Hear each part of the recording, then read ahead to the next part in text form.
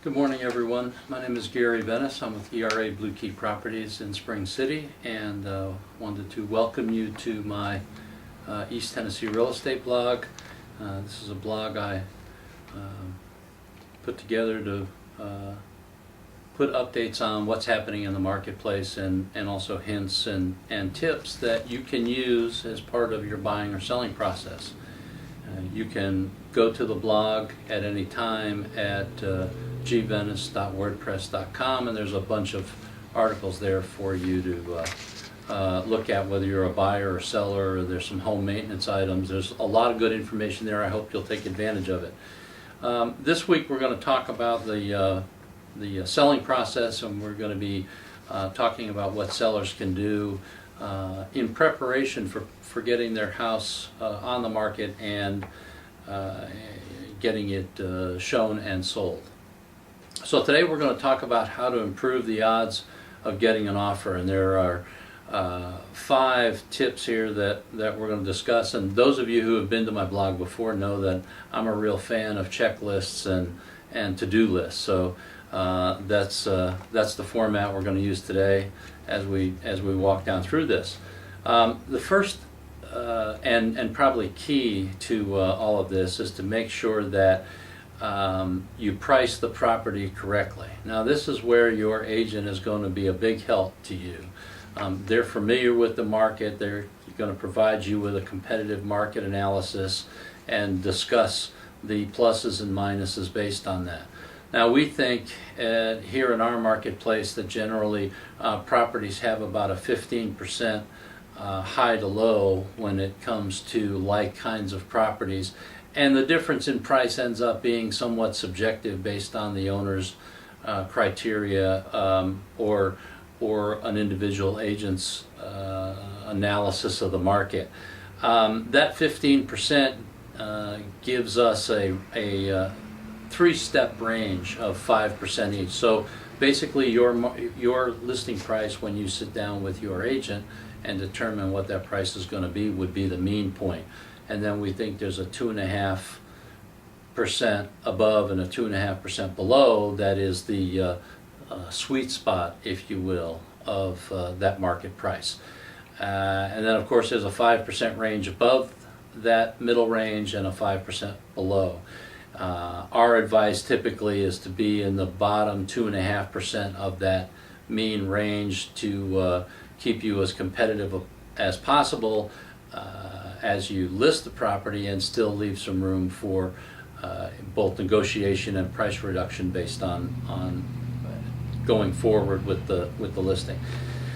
The second item is preparing for visitors. Now, this is really going to be a 2-step process. The first step, you should probably take a couple of weeks prior to calling the agent or setting the appointment with the agent to come out and look and do whatever preparatory work that you want to do to get the house in shape. Get rid of the clutter, things that are boxed up, get them, or need to be boxed up, get them boxed up and have that stuff moved out.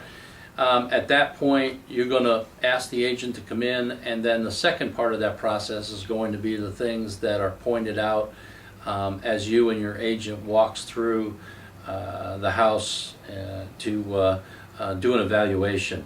Now, also keep in mind that these agents are in dozens of houses on any given month, so they are the experts and the professionals here, and it would be a good idea to take their advice. You know, I like to tell our sellers and buyers as well that you know, a seller is typically selling their home and a buyer is buying a house. Psychologically, those 2 points are miles apart, or can be miles apart. So as a seller, sometimes you have to put yourself in the buyer's shoes and look at it, as difficult as that may be, look at it objectively and say, you know, I really need to change this or move that or make some kind of adjustment. So work with your agent, and they're the expert. They can give you really good advice on this. The third item is when it comes to showings is to be as flexible as you can. You know, it's a team effort for you and the agents of the brokerage you hire, or the agent you hire, and the other agents that are in that office.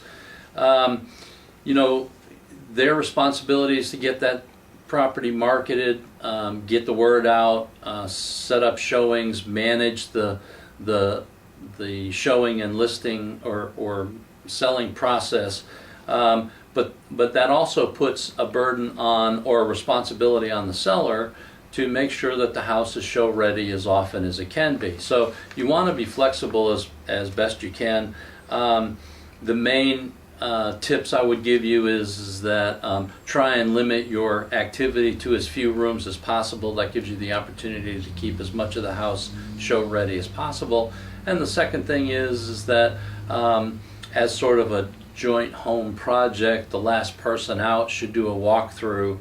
Last person out for the day should do a walkthrough and make sure that everything is put away, and that those rooms that you have to live in, typically kitchen, bedroom, and maybe a living room, are in great shape.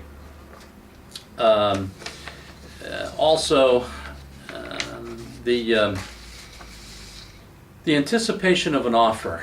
When you sit down with your agent, you should have the conversation about the expectations you have from the listing price to what the property will sell for, and that's typically, you know, we talked about that range of properties that the comparable market analysis is going to have. Keep in mind those will be listing prices, and generally in our market there's between a 7 and 10% list price to sell price ratio, that being 7 to 10% below the list price. So when you're talking to your agent and you're establishing a price, the other thing you should keep in mind for your purposes is what your walkaway bottom dollar is. You know, in our business here, or at least personally, I don't ask the seller for that number up front. And it's just personal preference, agent by agent. But in my opinion, I don't want to know what that backstop is. I want to be able to say that, you know, the listing price is X, and negotiate as hard as I can on the behalf of the seller, if it's my listing, to get as close to that price as we can. At some point in time, it may become necessary for the seller to tell me, look, here's our bottom dollar. You know, we can go a little bit more, but not much. And then at that point, you know, the negotiations really get to a line in the sand, as it were, for the seller. The other thing, the final item that we're going to talk about today is don't be afraid to drop the price. And this goes back to that range we were talking about early on. Keep in mind that after, you know, conventional wisdom says that 30 days, if you haven't gotten an offer or there hasn't been an activity at the end of 30 days, that it's time to lower the price. You know, our opinion on that, at least here in this market, is that time frame is really about 45 days, and there's some very good reasons for the difference. Because of the marketing we do here and the number of websites our listings are populated out on to, which is in excess of 75 at the moment,